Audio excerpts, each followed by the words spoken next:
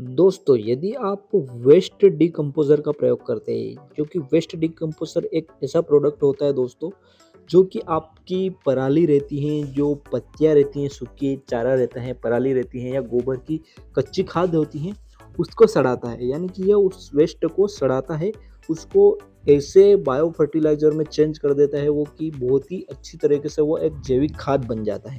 तो waste decomposer का जो प्रयोग है वो वेस्ट चीज़ों को सड़ाने के लिए किया जाता है और वेस्ट डिकम्पोज़र एक बहुत ही अच्छा प्रोडक्ट है बायो फर्टिलाइज़र बनाने के लिए। यानी कि आपकी यदि फसल की जो पराली है वो सड़ नहीं रही, उसको सड़ाना है तो आप वेस्ट डिकम्पोज़र का छिड़काव कर सकते हैं। आपकी गोबर की खाद सड़ी हुई नहीं है अच्छे से, तो उस पर आप वेस्ट डिकम्पोज़र का छिड़काव करते हैं तो वो अच्छे से आपकी सड़ जाएगी, अच्छे से गल जाएगी।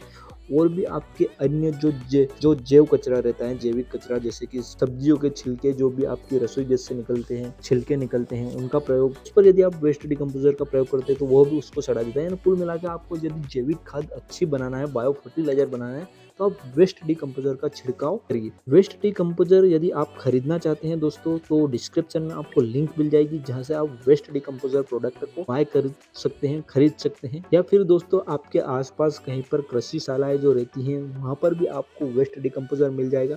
वेस्ट डिकम्पोज़र आप एक बार खरीद लीजिए, उसके बाद जब आप इसको पानी में मिलाते हैं और उस वेस्ट डिकम्पोज़र का आप छिड़काव करते हैं, तो उसमें से कुछ भाग यदि आप रख लेते हैं, तो उसी को आप आगे मल्टीप्लाई करके यूज़ कर सकते हैं। उसमें कुछ आप सड़ी गली पत्तियाँ वगैरह मिला दीजिए, फिर उस वेस्ट डिकम्पोज़र को आप अगले चरण में यूज़ कर सकते हैं, फिर आप उसका स्प्रे कर सकते हैं। इस प्रकार इसको मल्टीप्लाई कर करके भी आप इसका स्प्रे कर सकते हैं।